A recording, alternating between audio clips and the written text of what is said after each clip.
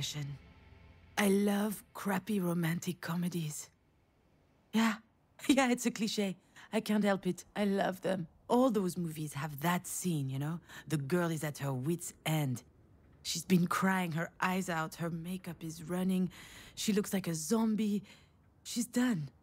Which is when Ryan Gosling knocks on her door to coax her out. Miss. Ah, shit. That sounds nothing like Ryan Gosling. See, this is the problem with my life in a nutshell. It's not romantic, and it's certainly not a comedy. All right, where am I? What happened? I felt woozy, and then really, really hot. And I guess that I fainted? Well, dropped to the hospital restroom floor like a sack of potatoes. And that's putting it mildly. I'll be all right, though. Are you sure?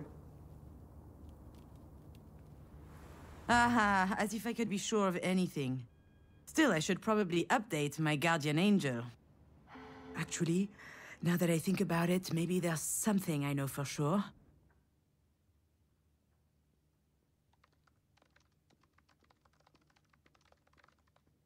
If I have to spend one more second lying on this filthy floor, I'm pretty sure that I'm going to vomit.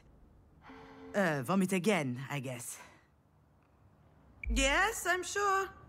I'm good. I just had a little bit of a moment. A big moment. But it's over now. Sorry, I ducked out. I'm already feeling much, much better.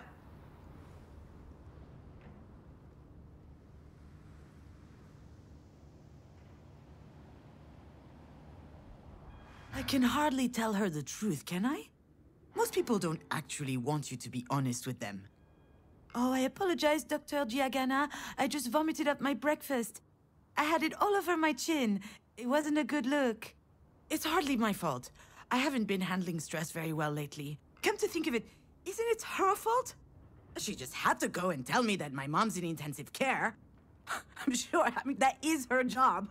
But I gotta tell you, that's a lousy job. Really, really lousy. I'll be out in just a second. Those weren't here before. Do you think they have any idea where they are? I'm sure this comes as a shock, but it is crucial that you understand the situation. Your mom had a brain aneurysm. Do you know what that means? Mom. Funny. I could never get myself to call her mom. She's always been Marie to me. As I understand it, it's a weakened artery wall? Correct. And that artery ruptured, which caused a hemorrhage. It is a serious situation. We need to prepare for whatever happens next, very quickly indeed. I've watched enough Grey's Anatomy to know that this is not good. Serious? What can I do? Anything related to medical care will be my team's responsibility. But you are her trusted advocate. I'm sorry, you should be her aware. what now? Do you not remember? This is the reason we called you. We have your name and your number, which means that you signed the release. I have no idea what she's talking about. And since she's not able to express her will, it falls to you to speak on her behalf. But I presume you discussed that when you went through the process. So you must know that there are a number of options. I don't believe it! She put my name on the form without asking me. She must have forged my signature. It's hardly a surprise. She's always done that kind of stuff. But I'm not making it. I've had my share of this kind of responsibility, and it didn't turn out well. However, my dear mother doesn't seem to understand. After all we've been through, what makes her think that I can make the right decision? Pitting us against one another at a time like this, that's exactly what my mother would do. I feel trapped, like a fish in a barrel. Oh, come to think of it, I would love that. A 30-second memory, and not a care in the world. Fear me, sharks, for I am the terror of the oceans. That reminds me of the nickname I got during swim class in middle school. Sea hag. Haters, all of them. I'm sorry, Miss Fortin? Demange. I went back to my maiden name. I'm sorry, that wasn't in your file. Listen, I understand that this is all very sudden, but we don't have a lot of time. We need to focus. We do indeed.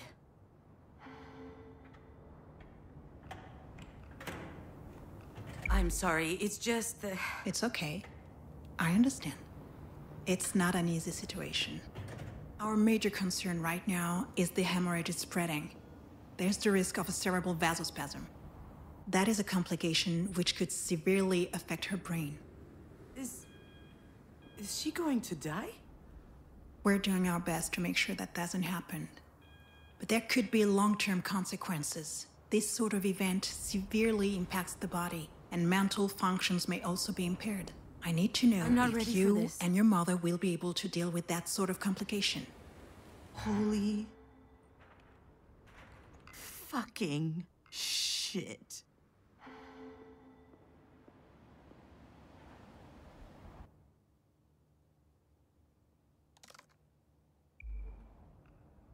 Shit.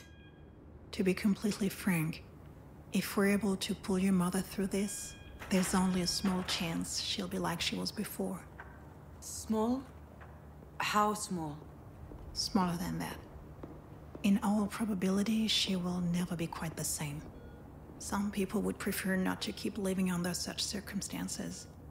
That rather their medical care were geared more around letting go as gracefully as possible. What I need to know... I don't know how to answer that. Last time she told me she wanted something, it was... to be in MoMA. Excuse me? MoMA? The museum in New York. Miss Demange, Wait, your mother's that Marie Demange? The artist? Ah, there it is. Works every time. Once people figure out who Marie is, snap! Their whole demeanor changes. They feel like they know her somehow. Yeah, the Marie Demange. And I'm her assistant, I guess. I handle the business, the management, the press, so that she can be fully dedicated to her art, you see? Anyway, the other day, I got a call from Centre Pompidou. They want to do a retrospective on her life and work. Can you imagine? The billboards, the crowds, the press, the whole shebang. And I'm like, hell yeah! I hop into my car, I rush over to tell her, I run into the workshop, yelling, and you know what she said? Did you hear from Mama? Ugh.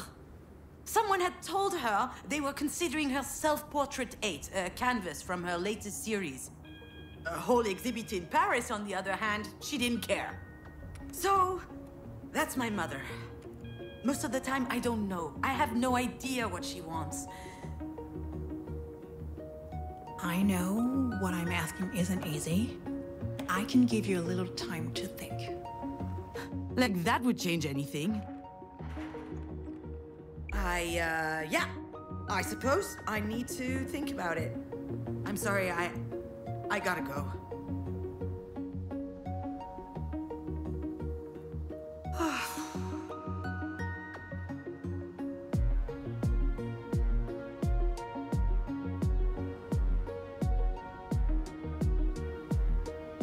I know what she'd say, that I'm running away again. What did she expect? That I just show up and what? Decide whether, she lives or she dies? I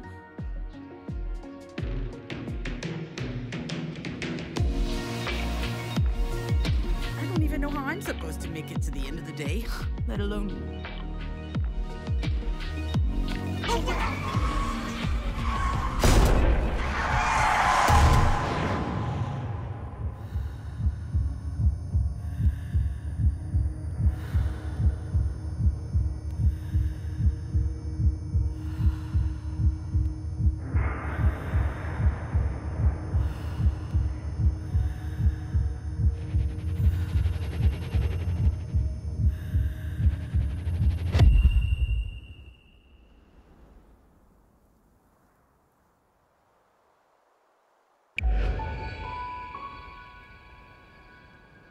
I remember Diane and I found an injured bird in the backyard.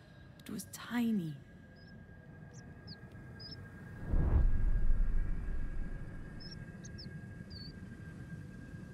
I think it was around the time Marie had set up her new studio in the sunroom. Now that I think of it, that was also my first experience with death. In fact, I also had a really weird dream that night. Something about that day always seemed off. I never figured out why. And why am I thinking about this now?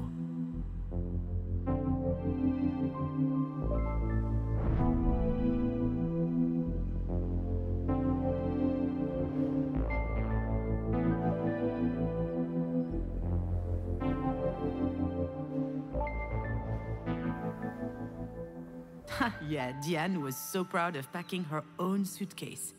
Her father came to pick her up that afternoon. She spent the weekend with him and her stepsister. I was a bit jealous, but also happy to have some time with my mother, just us.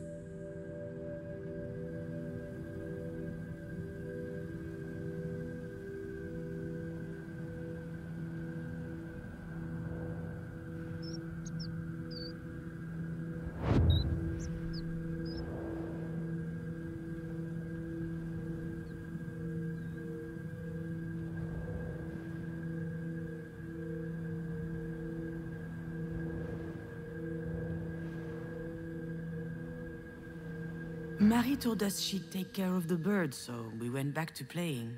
I never saw it again, and when I asked what happened, she said it just flew away. I was so relieved.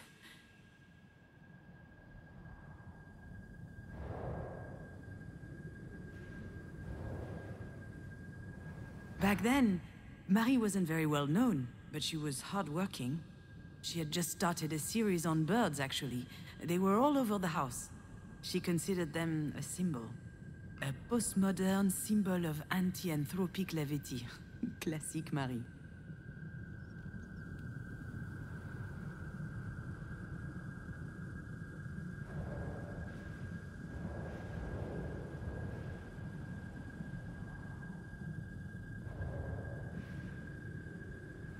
I think I saw a big shadow moving down the hallway that night. I imagined a monster bird was visiting us. For a long time, I thought it was just a strange dream.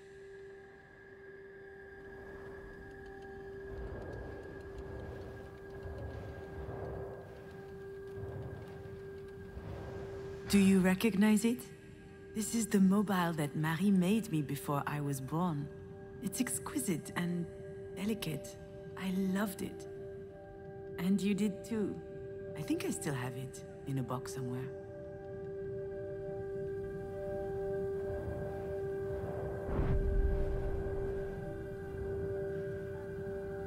The nest was high up in the tree, but the wind blew it down. The bird was obviously young. It was a big fall. It must have been badly hurt. I didn't realize it at the time.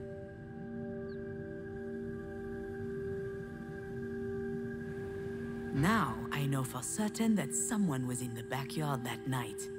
And since Diane was at her father's, it must have been Marie. What was she doing out there? Maybe...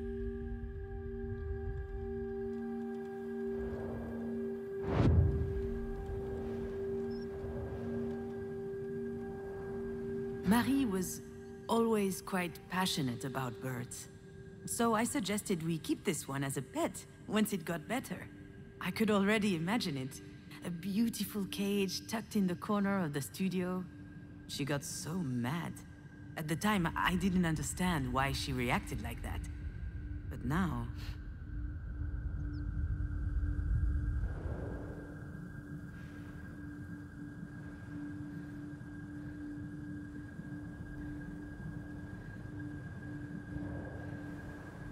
maybe Marie killed the bird. That's what she was doing out there in the middle of the night, burying it in secret. And it might sound strange, but I also understand why she did it.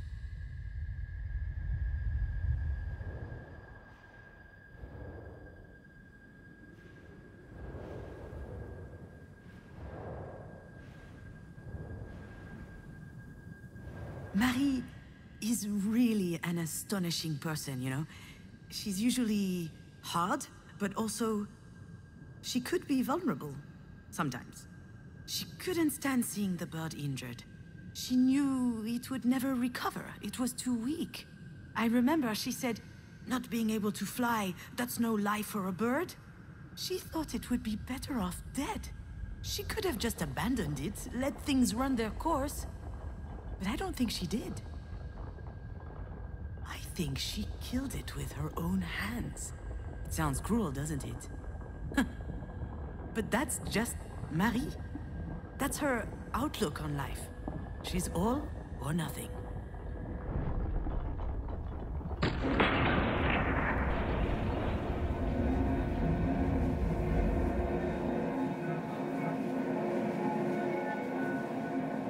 What I need to know is, what would your mother want?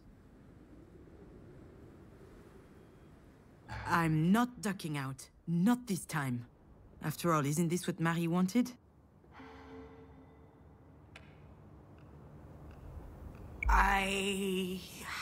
I think... My legs are shaking. Maybe I'm having another turn. I think I need a sugary drink. Understood. Do you need anything? Well, I need more coffee. But if I drink another one, my stomach's going to declare war on the rest of me. I just can't speak on my mom's behalf. One thing's for sure, she's a radical. She's all or nothing, all the time. I understand. It's hard to contemplate the idea of living with a disability. It's not that, not at all. If we were talking about me or someone else, I would say it's gonna be fine. You adapt, people do it all the time. They have to. Life's too important. I would say that. She wouldn't. I'm not sure that answers your question. She certainly comes across as rather forthright. You don't say. I've seen her on TV a couple of times. My father loves her. She's an extraordinary artist. In her interviews, she's so impressive, fierce even. It must be quite something to be the daughter of someone so talented. I've heard this one before. That's a polite way to say, it can't be easy to have a nutcase for a mother.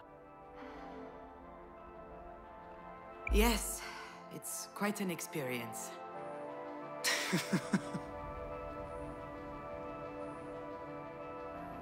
Doctor, do we know why? Why this happened? We were just having dinner last night. She was fine. There could be a lot of factors. Family history, hypertension, alcohol consumption. I did have a pretty severe hangover this morning. Even past trauma, like a historic head injury. It's hard to say right now. Ah. All right, Miss Demange, I'll give you time to think.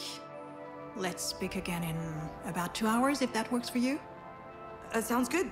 Can I see her? Yes, of course. Let me find out her room number.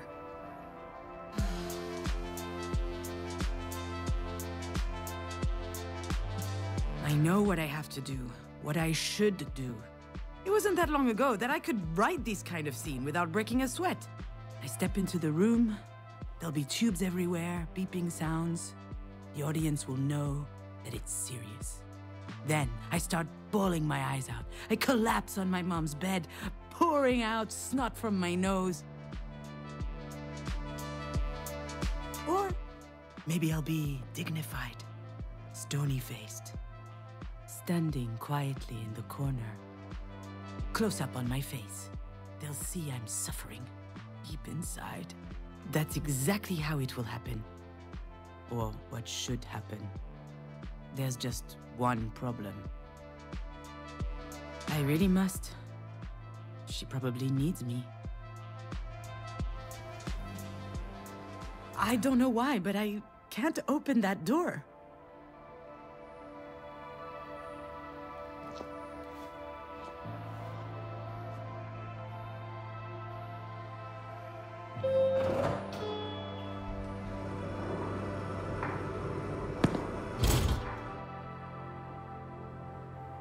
It's always stressful to share an elevator with a stranger. Still, it could be worse. Hey, June. I could have to share it with my sister.